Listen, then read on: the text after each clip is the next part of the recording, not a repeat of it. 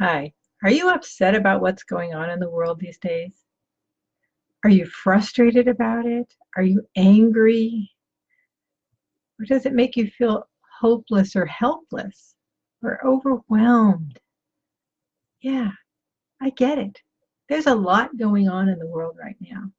There's political upset, there's environmental concerns, there's just the way that people react to each other. There's so much bombardment of all sorts of turmoil and trauma and drama. And then add to that things like all of the campaigns on television, political intrigue, just stuff that really can get to you. So how do you deal with that?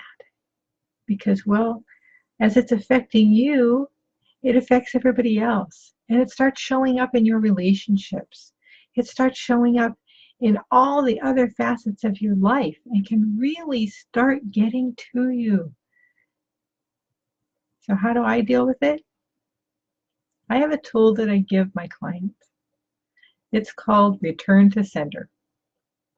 And even though it may sound really easy, it is amazingly effective because, well, sometimes the easiest things are the most effective and the ones that you'll actually use. So how does it work? Well, all that stuff that you're taking on, all that stuff that's impacting you, you're kind of like a big satellite dish. And you gather that all in, and then you think you have to do something with it. But, well, really, that stuff isn't yours. So the best thing to do with it, rather than trying to fix it internally, because you can't fix it internally, it's not yours, is to send it back out. What I do is I say all this stuff that I'm taking in, all the stuff that I've taken on for somebody else or from other people, I return it to sender with consciousness attached. Now, people say, oh, I don't want to send it back to people. I don't want to send all that upset back to them. Well, what you're doing is you're taking the energy that is, and you're sending it back out into the universe. Because the universe says, hey, this is just energy. I can use it for something else. And it helps it to leave you. So you're not so overwhelmed with it. You're not so burdened with it. You've let it go. Now, how does that help your relationships? Well, when you start showing up differently in your relationship, when you have less burdens and trauma and drama and upset, that spreads out to everybody else around you. So that it's less for them too. And they can actually start letting it go without even necessarily knowing it.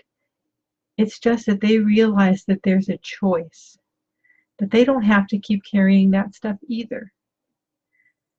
So it's and actually, well, how do I want to phrase it?